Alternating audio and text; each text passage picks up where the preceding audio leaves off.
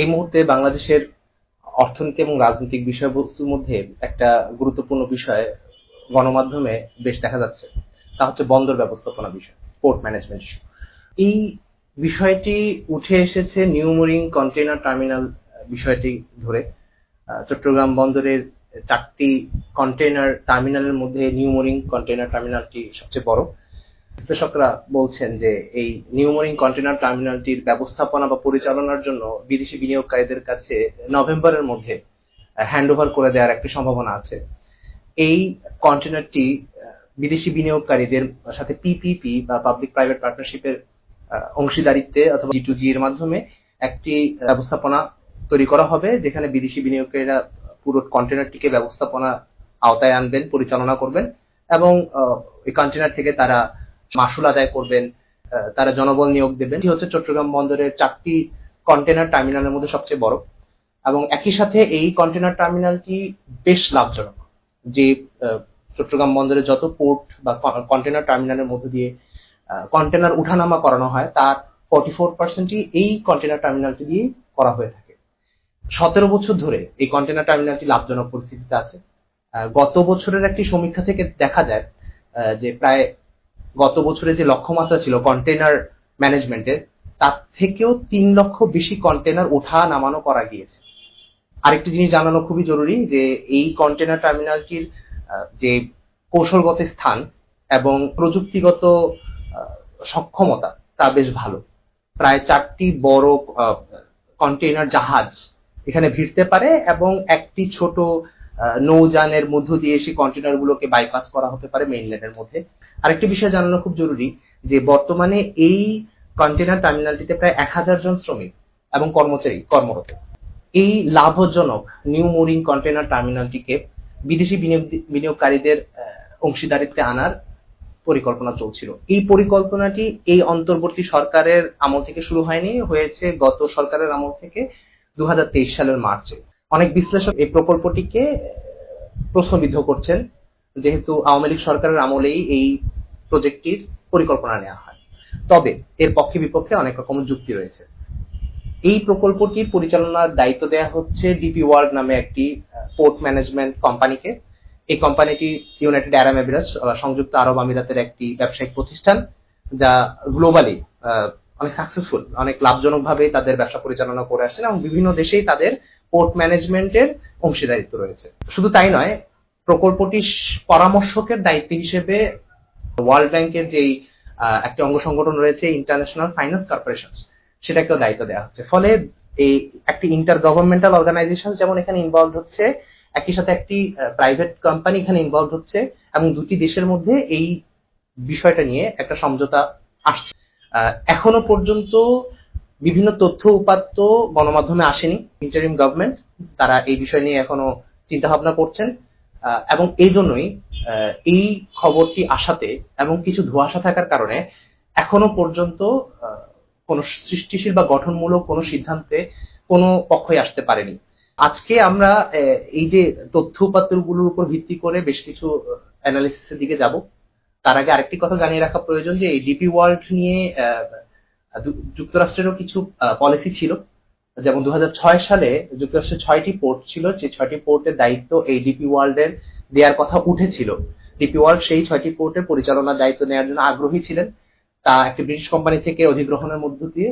But জাতীয় স্বার্থের কথা বিবেচনা করে এবং কৌশলগত স্বার্থের কথা বিবেচনা করে যুক্তরাষ্ট্র ডিপি ওয়ার্ল্ডকে না দিয়ে তাদেরই স্বদেশীয় একটি কোম্পানি পোর্ট আমেরিকাকে এই 6টি পোর্ট ম্যানেজমেন্টের দায়িত্ব দেয়। ফলে তারা এখানে একটা বিচক্ষণতার পরিচয় দেওয়ার চেষ্টা করেছে, যেহেতু আন্তর্জাতিক সম্পর্কে যুক্তরাষ্ট্রের আন্তর্জাতিক নীতিগুলো তাদের জাতীয় স্বার্থের সাথে খুব বেশি সামঞ্জস্য রেখে তৈরি করা হয়। ঠিক এই বিষয়গুলোর উপর ভিত্তি করে আমরা কয়েকটা যুক্তিতর্কের কথা তুলে আনতে পারি যে কিভাবে এর ইতিবাচক এবং নেতিবাচক প্রভাবটা আমাদের জাতীয় স্বার্থ প্রভাব ফেলতে পারে। তো আমরা সেই বিষয়ে একটু পরে আলোচনা করছি। বিশ্লেষকরা এবং সংশ্লিষ্টরা বলছেন যে একটি বন্দর পরিচালনার দায়িত্ব বিদেশি বিনিয়োগকারীদেরকে দেয়া হয় অথবা পাবলিক প্রাইভেট পার্টনারশিপের বিষয়টা তখনই চলে আসে দুটো কারণে। একটি হচ্ছে বিনিয়োগ বাড়বে এবং দ্বিতীয় নম্বর হচ্ছে দক্ষ জনশক্তি তৈরি করা যাবে বা টেকনোলজিক্যাল নো হাউ একটা ট্রান্সফার হবে। তো এই দুটোর ভিত্তিতেই যে কোনো পিপিপি হয়ে থাকে, নিউ মুরিং কন্টেনার টার্মিনালটাও তার বাহিরে নয়। তবে একটু আগের আলোচনায় আমরা দেখতে পেয়েছি যে খুবই লাভজনক, 17 বছর ধরে লাভজনক থাকা এই নিউ মুরিং কন্টেনার টার্মিনালটির যে বিনিয়োগের জন্য অথবা টেকনোলজিক্যাল নো হাউ ট্রান্সফারের জন্য যে প্রপোজালটা বা প্রকল্পটা নেওয়া হচ্ছে, তার যৌক্তিকতা কতটুকু সেটা নিয়ে বিভিন্ন মহলে বেশ যুক্তিতর্ক আসছে। এর রেশ ধরে একটা এক্সাম্পল বা একটা উদাহরণ, ফ্রেমওয়ার্ক উদাহরণ আমরা আনতে পারি, যেটা বাংলাদেশেই এরকম আরেকটি প্রকল্প ছিল 2024 সালে, যেটা পতেঙ্গা কন্টেনার টার্মিনালে আমরা দেখতে পাই। বিগত সরকারের আমলে পতেঙ্গা কন্টেনার টার্মিনালটিকে দেয়া হয়েছিল সৌদি সরকারের একটি ব্যবসায়িক প্রতিষ্ঠান, Red Sea gateway terminal international নামে একটি ব্যবসায়িক প্রতিষ্ঠানকে। সেখানের যে টার্মস এন্ড কন্ডিশন ছিল তার অধিকাংশই এখনো পর্যন্ত আমরা সফলতার মুখ দেখতে পাইনি। ব্যাপারটি উৎসাহজনক নয়। বেশ নেতিবাচক প্রভাবই এই পতেঙ্গা কন্টেনার টার্মিনালে ডেটা সেটা থেকে আমরা পাই। যেমন কন্টেনার হ্যান্ডলিং এর যে সক্ষমতা তার মাত্র 12% এই পতেঙ্গা কন্টেনার টার্মিনালটি থেকে আমরা পাচ্ছি। কন্টেনার প্রতি আয় খুবই সারপ্রাইজিংলি পতেঙ্গা কন্টেনার টার্মিনালটি থেকে যে প্রত্যেকটি কন্টেনার থেকে লাভ হয় তা হচ্ছে $18 মতো। অন্যদিকে আমাদের এই যে নিউ মুরিং কন্টেনার টার্মিনাল, যেটা একদম রাষ্ট্রীয় মালিকানায় চলছে, সেই কন্টেনার থেকে প্রতি কন্টেনারে লাভ হয় প্রায় $47 মতো। পতেঙ্গা কন্টেনার টার্মিনাল থেকে আমরা যে বিনিয়োগের যেই আশ্বাসটা পেয়েছিলাম তারও সম্পূর্ণটা আমরা পাইনি। দেখা হয় যে বন্দর কর্তৃপক্ষ প্রায় 1886 কোটি টাকা ব্যয় করে এই টার্মিনালটা তৈরি করে, পতেঙ্গা টার্মিনালটা, এবং কথা ছিল 24 কোটি মার্কিন ডলার, প্রায় 2500 কোটি টাকার মতো বিনিয়োগ হবে, এবং সেটার জন্য প্রায় 22 বছরের জন্য আমরা এই যেটাকে বলে রেড সি গেটওয়ে টার্মিনাল ইন্টারন্যাশনালকে আমরা সময় দিয়েছিলাম। এর বিষয়টা থেকে তারা আমাদেরকে বছরে 300 কোটি টাকা রাজস্ব দেওয়ার কথা উঠেছিল, এবং এইটার সম্পূর্ণটা এখনো কাগজে কলমেও আমরা পাচ্ছি না, আমরা দেখতেও পাচ্ছি না যে এটার একটা সফলতা আসছে। বিশ্লেষকরা এই বিষয়টাকে নিয়ে বারবার নেতিবাচক ভাবেই তুলে এনেছেন। এই নিউ মুরিং কন্টেনার টার্মিনালটা যা কিনা এই পতেঙ্গা টার্মিনাল থেকেও বেশ লাভজনক, সেখানে অতি উৎসাহের সাথে বিদেশি বিনিয়োগকারীদেরকে অবস্থান করতে দেওয়া বা তাদের সাথে অংশীদারিত্ব করাটা কতটুকু যুক্তিযুক্ত তা এই উদাহরণ থেকেও আমরা কিন্তু প্রশ্ন করতে পারি। আরো দুটো বিষয় এখানে জড়িত। 1 নম্বর বিষয়টা হচ্ছে সম্প্রসারণ, আবার 2য় নম্বর বিষয়টা হচ্ছে দক্ষ জনশক্তি বা জনবল নিয়োগ অথবা জনশক্তির উচ্চ ব্যবহার। এই নিউ মুরিং কন্টেনার টার্মিনালের যেই ভৌগোলিক স্পেসটা রয়েছে তাকে সম্প্রসারণ করার জায়গা বেশ কম।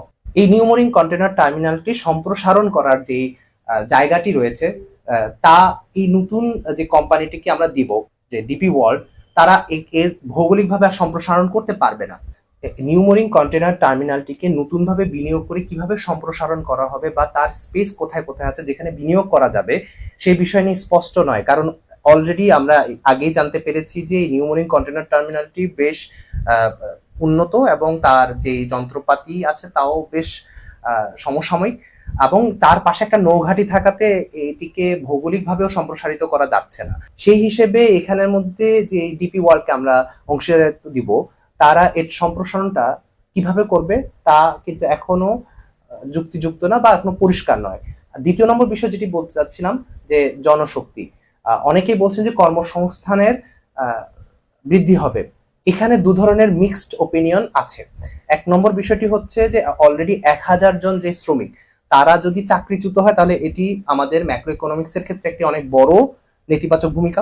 আবার অন্যদিকে বলা চলে যদি তাদেরকে এখানে রেখে আরো জনশক্তির বৃদ্ধি করার মতো স্কোপ তৈরি করা যায়, যা নিয়ে কিন্তু প্রশ্নবিদ্ধ। অনেকেই বলছেন যে যখন গত বছর এই টার্মিনালটিকে ডিপি ওয়ার্ল্ডের কাছে দেওয়ার জন্য কথা উঠেছিল তখন এখানকার শ্রমিক কর্মচারীরা আন্দোলন করে এটার বিরুদ্ধে। তবে এর আন্দোলনেরও যৌক্তিকতা কতটুকু তা কিন্তু প্রশ্নবিদ্ধ। যেমন খুব রিসেন্টলি বাংলাদেশ চট্টগ্রামের কক্সবাজারের যে রেলওয়ে এবং বিমান বন্দর যেটা রয়েছে তা বিমান বাহিনীকে তদারকির দায়িত্ব দেওয়াতে রেল কর্তৃপক্ষের অনেক কর্মকর্তা কর্মচারীরা বিক্ষোভ করেন, এবং যাত্রীরা এবং অন্যান্য বিশ্লেষকরা বলেন যে এই বিক্ষোভটা শুধুমাত্রই একটি অনৈতিক বিক্ষোভ, তারা এখানে এই সংস্কারের বিরুদ্ধে যায়।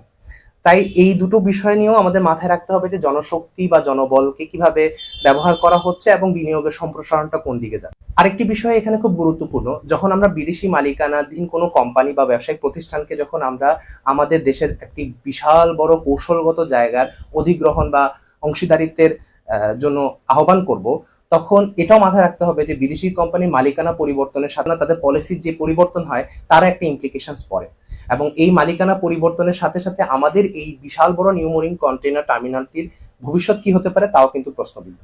খেয়াল রাখবেন যে পোর্টের অধিগ্রহণ বা পোর্টের উপর নিয়ন্ত্রণ রাখা রাইজিং পাওয়ার অথবা সুপার পাওয়ারদের একটি আন্তর্জাতিক কৌশলগত স্থান। আমরা জানি যে হাম্বানটোটায় শ্রীলঙ্কার হাম্বানটোটায় যে 99 বছরের জন্য লিজ নিতে চাচ্ছিল চায়না, সেটাও আমরা জানি যে সেখানে তাদের একটা কৌশলগত ভূমিকা রাখতে তারা সবসময় সচেষ্ট থাকে।